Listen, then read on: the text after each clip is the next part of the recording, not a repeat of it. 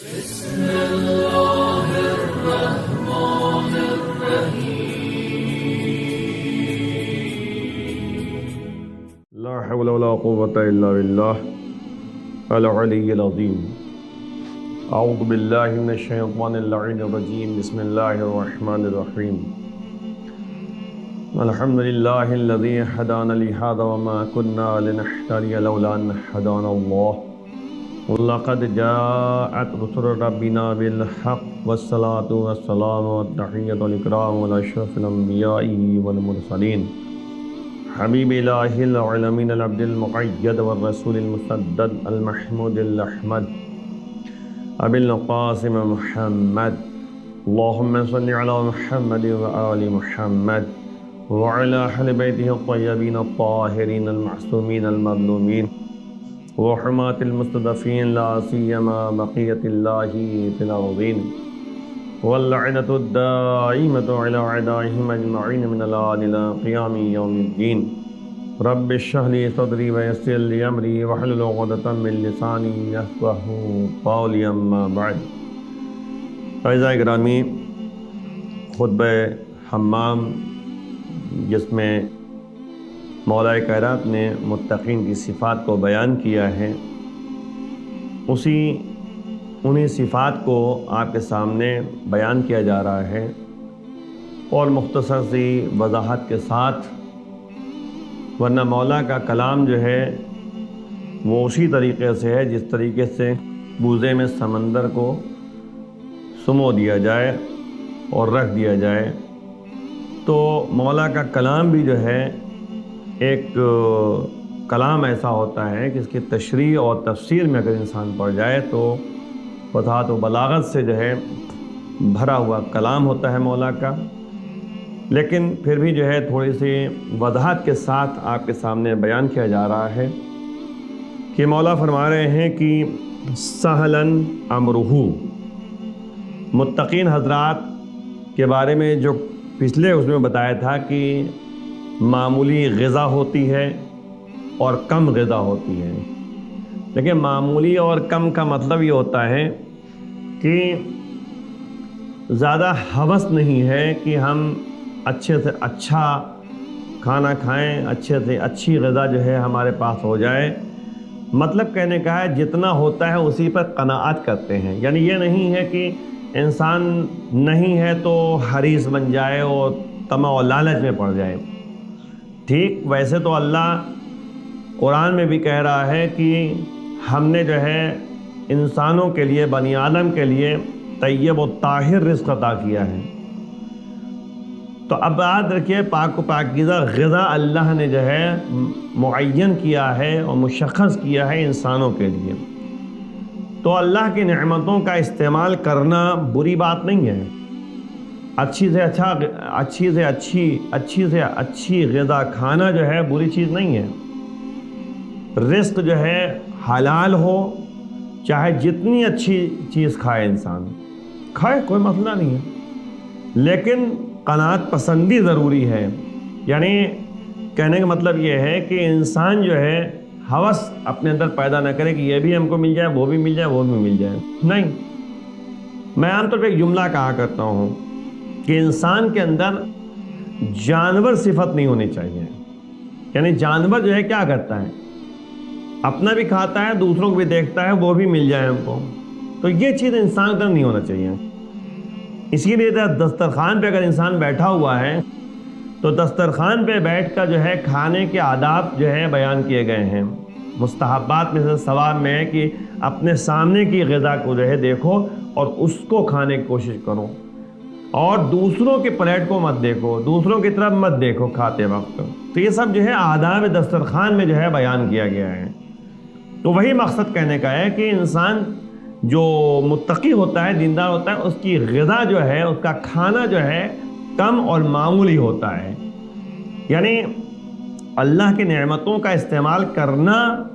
یہ بری بات نہیں ہے، ورنہ جو ہے ظاہر سی بات ہے کہ ہمارے یعنی جو ائمہ طاہرین ہیں اور رسول اور انبیاء، ان لوگ کا مشن ہی یہی تھا کہ اللہ کی یعنی نعمتوں کا صحیح استعمال کرنا، اور غذا جو ہے ان کی ایسی ہی تھی جو بہرحال رزق طیب و طاہر اور اللہ کی نعمتوں کا استعمال کرنا، وہی اپنے ساتھ ہونا چاہیے۔ قناعت پسندی ہونا چاہیے اور زیادہ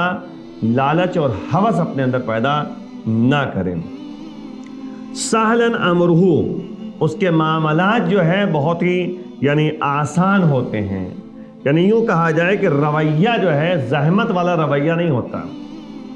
طریقہ جو ہے زحمت میں ڈالنے والا رویہ اور طریقہ نہیں ہوتا۔ متقین کا رویہ اور پرہیزگار کا رویہ اور طریقہ جو ہے زحمت والا نہیں ہوتا،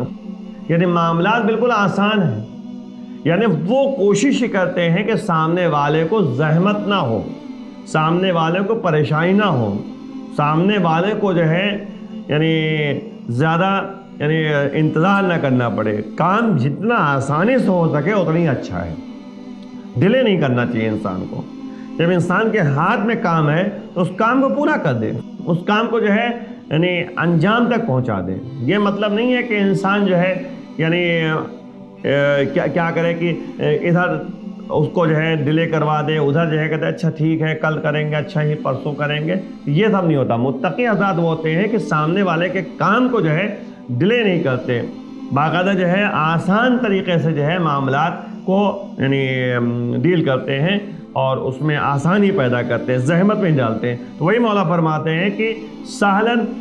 امرہ، اس کے معاملات جو ہے اس کی یعنی اس کا رویہ جو ہے اس کا طریقہ جو ہے آسان ہوتا ہے، زحمت میں ڈالنے والا رویہ نہیں ہوتا۔ پھر مولا فرما رہے ہیں کہ حریصاً دینہ، وہ اپنے دین کی جو ہے حفاظت کرتا ہے، دین محفوظ رہتا ہے، یعنی ہر حالت میں اپنے دین کی حفاظت میں جو ہے یہ لگا رہتا ہے، دین فروشی کی طرف نہیں جاتا۔ ایک لمحے کے لیے پیسے کی بنیاد پر یا عزت کی بنیاد پر یا شہرت کی بنیاد پر یا اقتدار کی بنیاد پر اپنے دین کو جو ہے کہتے کہ سودا کر لے، ایسا متقی پرہیزگار نہیں ہوتا۔ وہ دین کو ہر لحاظ سے محفوظ رکھتا ہے، دین ان کا محفوظ رہتا ہے۔ میتتاً شہوتہ، اور خواہشات جو ہے مردہ ہوتی ہیں، یعنی اس کا مطلب یہ ہوا کہ متقی حضرات جو ہوتے ہیں خواہشات کو غلبہ پیدا نہیں ہونے دیتے، غالب نہیں ہونے دیتے، یعنی یہ نہیں ہوتا کہ خواہشات نفسانیہ جو ہے انسان کی عقل پر غالب آ جائے، انسان کے جو ہے نفس پر غالب آ جائے، انسان کی سوچ پر غالب آ جائے، انسان کے فکر پر غالب آ جائے، ایسا نہیں ہے،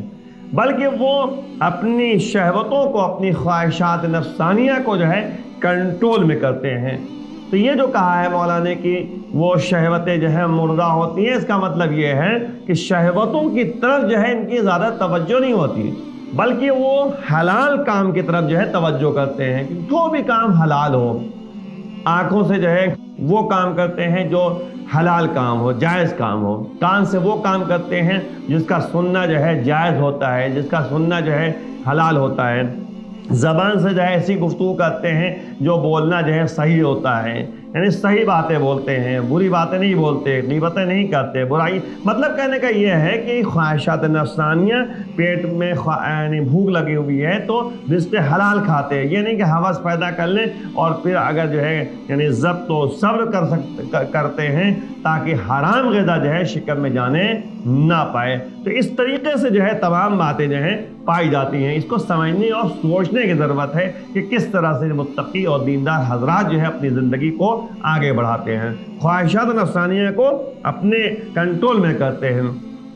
اور اس کے بعد یہ مخزوماً غیظہ، اور غصہ جو ہے ان کے اندر ناپید ہوتا ہے، غصہ جو ہے ان کے اندر نہیں پایا جاتا، یعنی غصے کو کنٹرول میں کرتے ہیں،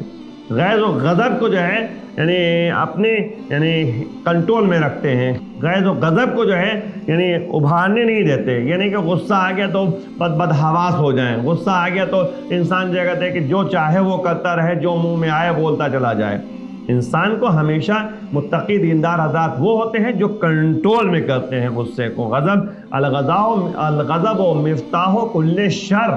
ہر شر اور ہر برائی کی چابی جو ہے غصہ اور غضب ہے. غصہ اور غضب جو ہے ایک ایسی آگ ہے جس طریقے سے آگ کو دہکا دیا جائے شعلہ ور ہو جاتی ہیں، ویسے غصہ جو ہے اگر آگ کو دبا دیا جائے تو آگے جو ہے کہتے ہیں آگ نہیں بڑھے گی. اسی طرح غصے کو بھی اگر پی جائے انسان، غصے کو کنٹرول میں کر لے تو پھر جو ہے کہتے ہیں اس سے برے کام انجام نہیں پائیں گے. لیکن جو ہے یہ یعنی انسان جو بدحواس ہوتا ہے، جو متقی پرہیزگار نہیں ہوتا، وہ غصے کو کنٹرول نہیں کر پاتا. تو اسی لیے ضرورت اس بات کی ہے کہ انسان جو ہے، اسے آپ دیکھیں قرآن میں بھی کہا ہے الکاظمین الغیظ، غصے کو ضبط کرنے والے، غصے کو پی جانے والے. کاظم کہتے ہیں قزم مانے ہوتا ہے یعنی پی جانا، کنٹرول کرنا. تو غیظ و غضب کو کنٹرول کرنے والے. اب ظاہر ہے کاظمین الغیظ جو ہے یہ اہل بیت اطہار کی جو ہے سیرتوں میں پائی جاتی ہے کہ وہ غصے کو کنٹرول کرتے ہیں. آپ دیکھیے وہ بیچ میں بات آ گئی تو ایک واقعے کے ذریعے بات کو آگے بڑھا دوں. ہمارے اور آپ کے چوتھے امام یعنی امام زین العابدین علیہ السلام کہ کنیز جس سے مولا نے کہا کہ پانی لے آؤ، وہ گئی پانی لینے کے لیے. پہلے زمانے میں لوٹا جو ہوتا تھا وہی مٹی کا ہوتا تھا، تو وہ لوٹے میں پانی لے کر آئی. اور جب پانی لے کر آئی تو اتفاق سے وہ لوٹا ہاتھ سے چھوٹ گیا اور مولا کے ہاتھوں پہ گر گیا. مولا کو تھوڑی بہت چوٹ بھی آ گئی. مولا کے چہرے کا رنگ بدلا تو اس کنیز نے جو ہے فوراً قرآن کی آیت پڑھی الکاظمین الغیظ، غیظ کو ضبط میں کرنے والے، غصے کو پی جانے والے، غیظ غضب کو کنٹرول کرنے والے. امام کا چہرے کا رنگ جو یعنی چینج ہوا تھا، بدلا ہوا تھا، وہ فوراً کنٹرول میں آ گیا. پھر جو ہے کنیز نے فوراً کہا العافین عن الناس، یعنی لوگوں کو معاف کر دینے والے. مولا بظاہر اہل بیت اطہار جو ہے لوگوں کو معاف کر دینے والے ہیں. تو فوراً جو ہے مولا نے کہا کہ اچھا جا تجھے میں نے معاف کیا. پھر جو ہے مولا نے یہ بھی کہا کہ جا تجھے میں راہ خدا میں آزاد کر دیا. یہ ہے سیرت ائمہ طاہرین، یہ ہے ہمارا یعنی مشن ہونا چاہیے. متقی حضرات اسے کہتے ہیں، ان کو کہا جاتا ہے کہ جو یعنی اپنے اوپر ضبط رکھتے ہیں اور کنٹرول رکھتے ہیں. یہ نہیں ہوتا کہ جو من میں آیا، جو دل میں آیا انسان نے کہہ دیا اور کر دیا، جس سے کہتے ہیں لوگوں کو زحمتوں میں ڈال دے. الخیر ماہ معمول، الخیر منہ معمول، یعنی اس شخص سے یعنی متقی سے جو ہے بھلائی کی ہی توقع کی جاتی ہے. معمول معنی ہوتا ہے آرزو، تمنا، امید. یعنی ان متقی اور دیندار سے جو ہے صرف اور صرف جو ہے یعنی خیر کی امید کی جا سکتی ہے. خیر ان کے لیے جو ہے خیر کی امید، یعنی ہر آدمی جو ہے اس کے پاس اس لیے جاتا ہے کہ اس سے خیر کی امید ہے، اس سے توقع ہے، انتظار ہے کہ وہ ہمارا کام کر دے گا، ہماری بات مان لے گا. اس کے بعد جو ہے وَالشَّرُّ مِنْهُ مَامُونَ، اور یعنی شر جو ہے، برائی، برا کام جو ہے اس متقی اور دیندار سے جو ہے اس سے جو ہے شر اور برا کام جو ہے ایسا ہوتا ہے کہ اس سے جو ہے شر اور برے کام کی کوئی امید نہیں لگائی جاتی. اب دونوں کا فرق دیکھ لیجیے آپ. خیر کی امید ہوتی ہے، توقع انتظار ہے، اور شر کی کوئی امید نہیں ہے، بلکہ ہر آدمی اس کے شر سے محفوظ رہتا ہے. اسی لیے کہا گیا ہے کہ بدترین شخص وہ ہے جس کی زبان سے لوگ ڈرے. بدترین شخص ہے وہ کہ لوگ خوفزدہ ہیں، جاؤ گے تو ان کے پاس ابھی کچھ کہو تو زبان ایسے نکالیں گے کہ زبان جو ہے یعنی زبان سے برا بھلا کہیں گے یا ان کی زبان غلط نکلے گی. تو لوگ اگر زبان سے ڈرتے ہیں تو وہ بدترین شخص ہیں. اس لیے جو ہے اس طرح سے سماج میں رہنا چاہیے کہ لوگ جو ہے امیدیں وابستہ رہیں، لوگوں کی توقع انتظار رہے کہ ہاں ہم جو ہے ان سے جو ہے امید لگائے بیٹھے ہوئے ہیں. اس لیے ہمیں سمجھنے اور سوچنے کی ضرورت ہے. پھر مولا فرما رہے ہیں کہ ان کان فی الغافلین کتب فی الذاکرین. اگر یہ متقی دیندار جو ہے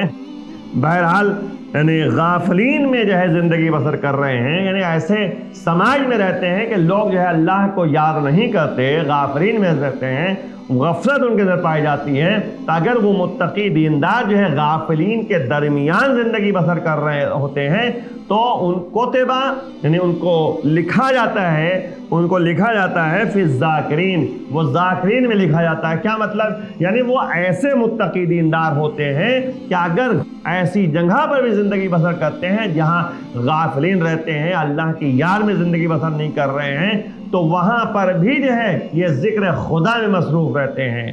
وہاں پر بھی جو ہے اللہ کی یاد میں زندگی بسر کرتے ہیں، یعنی وہ بار بار اللہ کا ذکر، اللہ کی یاد میں رہتے ہیں۔ یعنی یوں کہہ دیا ہے جس وقت ذکر خدا سے غافل ہونے والوں میں نظر آتے ہیں یہ لوگ، تو خود جو ہے ذاکرین میں رہتے ہیں، ذاکرین والے میں رہتے ہیں، یعنی ذکر کرنے والوں میں شمار کیا جاتا ہے ان کو، یعنی پیچھے نہیں ہٹنے والے ہوتے ہیں۔ وَإِنْ كَانَ فِي الذَّاكِرِينَ لَمْ يُكْتَبْ مِنَ الْغَافِلِينَ۔ اب اگر جب بھی جو ہے ذکر کرنے والوں میں اگر ہوتے ہیں یہ، تو بہرحال جو ہے وہ ان کے لیے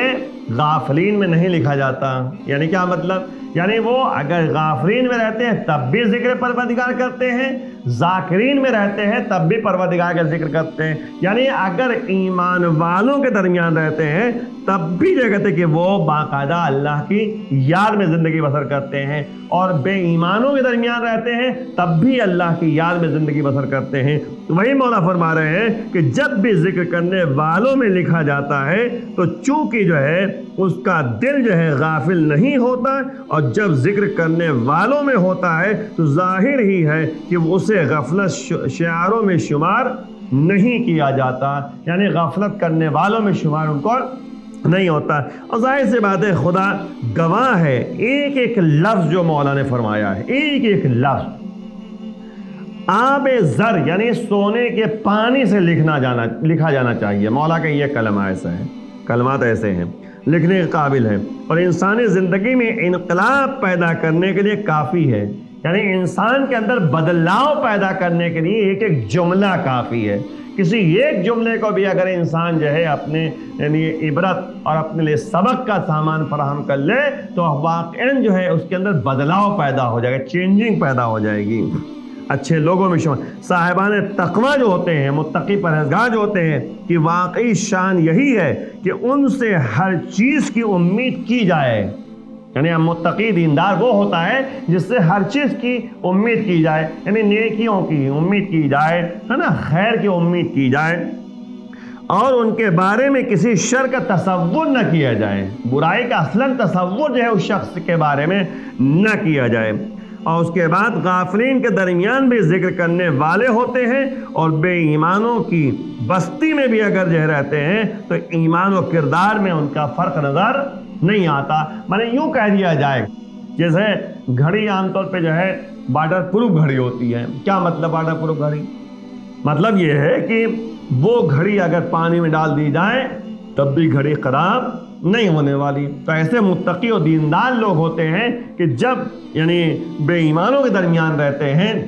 اور ایسی جگہ رہتے ہیں جہاں پر جو ہے اچھے لوگ نہیں ہیں، غافلین افراد ہیں، غفلت کرنے والے افراد ہیں، ان کے درمیان اگر رہتے ہیں تو بھی جو ہے اپنے ایمان اور اپنے کردار کو محفوظ رکھتے ہیں، ان میں کوئی فرق نظر نہیں آتا۔ اسی لیے جو ہے مولا نے کہا کہ المؤمن کالجبل الراسخ،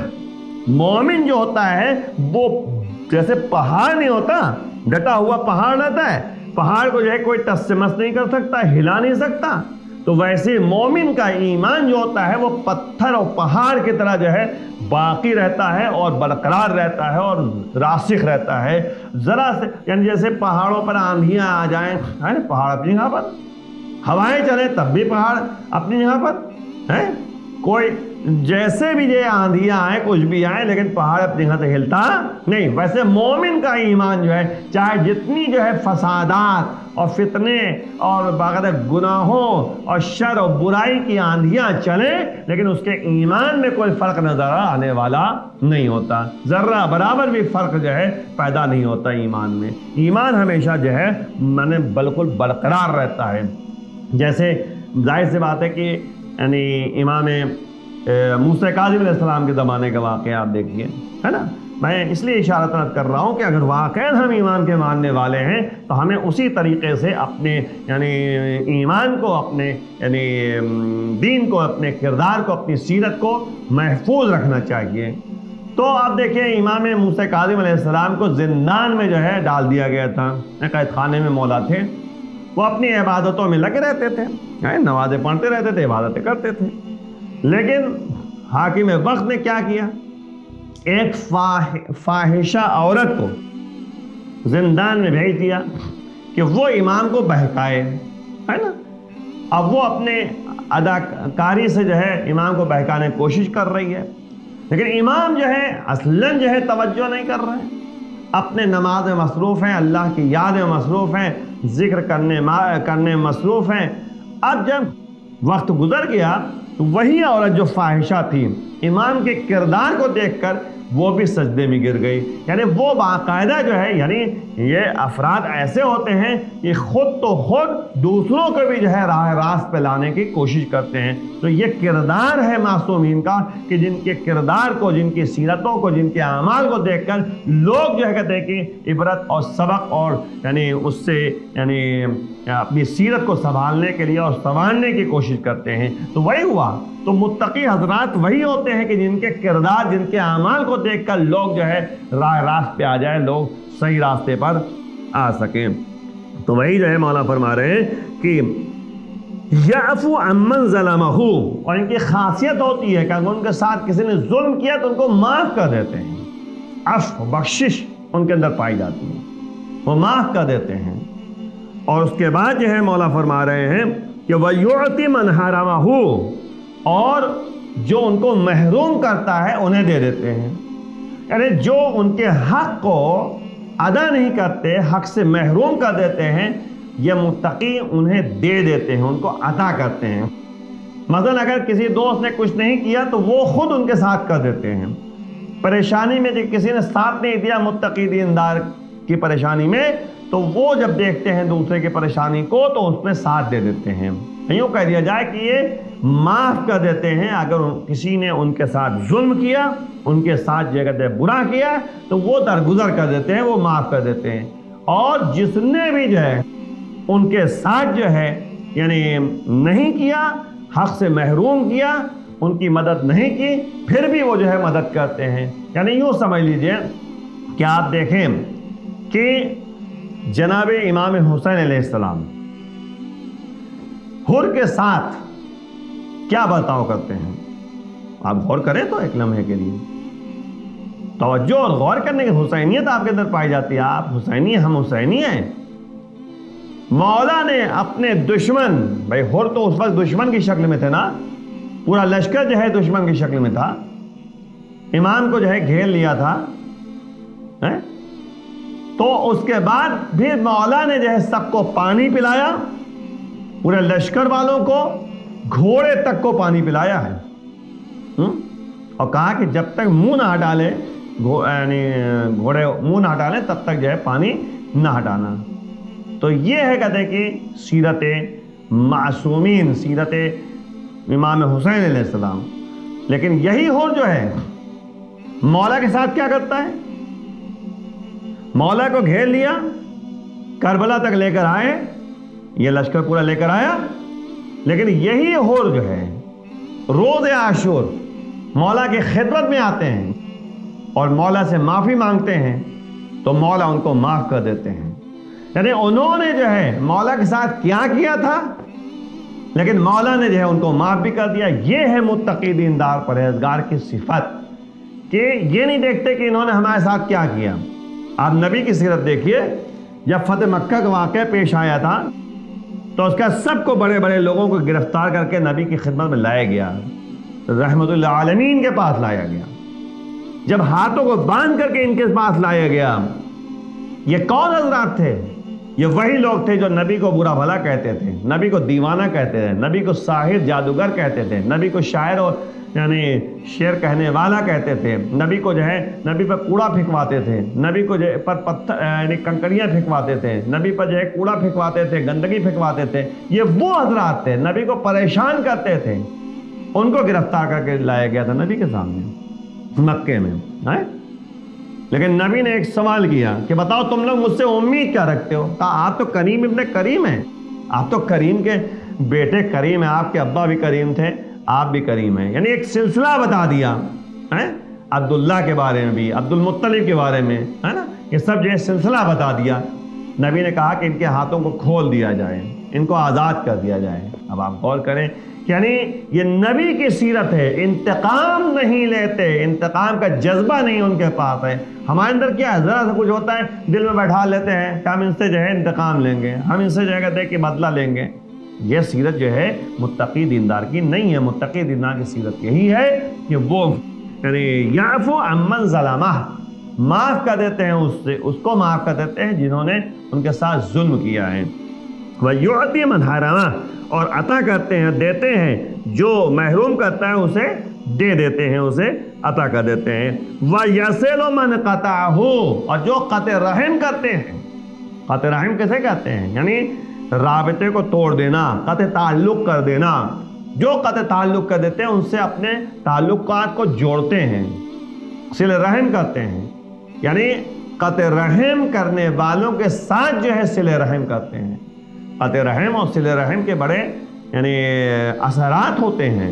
بھائی قطع رحم کے اثرات میں سے ایک اثر یہ ہے کہ وہ جلدی موت آ جاتی ہے،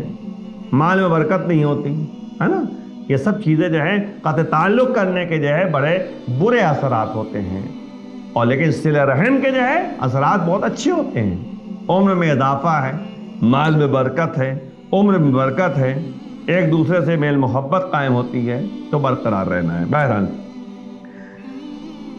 چنیوں کہہ دیا جائے کہ اپنے رشتہ داروں میں سے جس نے بھی جو ہے قطع رحم کیا ان کے ساتھ وہ صلہ رحم کر کے اپنی زندگی کو باقی رکھتے ہیں۔ ایک دفعہ امام کی خدمت میں جو ہے ایک شخص آیا کہ مولا ہمارے باپ کا انتقال ہو گیا، ہمارے چچزاد بھائی نے جو ہے ہمارے حق کو ضائع کر دیا اور ہمارے حق کو چھین لیا ہے اور ہمیں کوئی حق نہیں دے رہے ہیں پراپرٹی میں، ہم کیا کریں؟ مولا نے کہا تم ان کے ساتھ اچھا برتاؤ کرو، صلہ رحم کرو۔ بہرحال جگہ دیکھیے مولا کے اس حکم سے انہوں نے صلہ رحم کیا، قطع تعلق کرنے والوں کے ساتھ جو اچھا برتاؤ کیا۔ کچھ عرصے کے بعد ایک وبائی بیماری آئی جس میں تمام جو ہے ان کے چچزاد بھائی جو ہے بیماری میں لپیٹ میں آ کر جو ہے وہ مر گئے۔ مولا خدمت میں آئے، وہ شخص آیا اور آنے کے بعد کہا مولا یہ واقعہ پیش آیا۔ کہا دیکھو صلہ رحم کرنے کا نتیجہ یہی ہوتا ہے کہ عمر میں برکت ہوتی ہے، اور جو قطع رحم کرتے ہیں ان کے عمر میں برکت نہیں ہوتی، موت قریب آ جاتی ہے۔ تو آخر میں دعا کرتے ہیں بارگاہ معبود میں، پروردگار بحق زہرا و ابیہا و بالہا و بنیہا ہمارے گناہوں کو معاف فرما، جو افراد پریشان حال کی پریشانی دور فرما، امام کے آوان و انصار میں شمار فرما، امام کے ظہور میں تعجیل فرما۔ وآخر دعوانا الحمدللہ رب العالمین۔